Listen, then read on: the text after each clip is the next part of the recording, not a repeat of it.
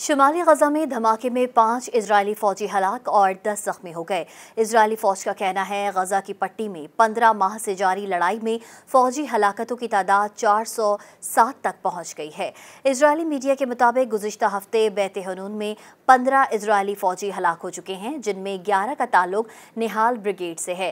पीर को मारे गए तमाम सेहोनी एहलकार निहाल ब्रिगेड के रिक्सेंसिस यूनिट में खिदमात अंजाम दे रहे थे। हलाक होने वाले इजरायली फौजियों में 23 साला कैप्टन यारिया कोशोआन, 20 साला स्टाफ सार्जेंट याहाव हदर, 20 साला स्टाफ सार्जेंट गे क्रिमियल, 19 साला स्टाफ सार्जेंट याओ फिफर और 20 साला staff sergeant AVL vice man शामिल हैं। निहाल ब्रिगेड के रेकनेसनेस यूनिट के फौजियों की टीम पीर की सुबह बैत हनून के इलाके में एक मिशन पर रवाना हुई थी।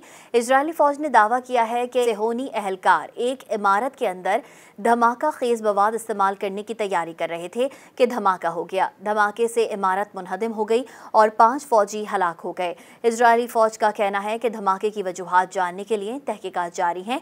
दूसरी जानिब गजा के महकमा शहरी दिफा के तर्जुमान महमूद बासिल ने कहा है कि पीर को इजरायली फौज की जानिब से गजा शहर पर दिन भर बमबारी की गई, जिसमें स्कूल्स, घरों और लोगों के इज्तिमात को निशाना बनाया गया।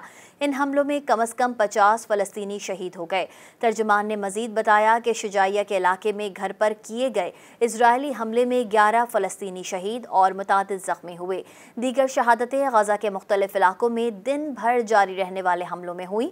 गजा के महकमा सेहत का कहना है कि 7 अक्टूबर के बाद से जारी इजरायली हमलों में 46,600 फ़लस्तीनी शहीद और 1,09,700 से ज़ायद ज़ख्मी हो चुके हैं। मज़ीद न्यूज़ अपडेट्स और डिजिटल स्टोरीज के लिए सब्सक्राइब करें डॉन न्यूज़ पाकिस्तान।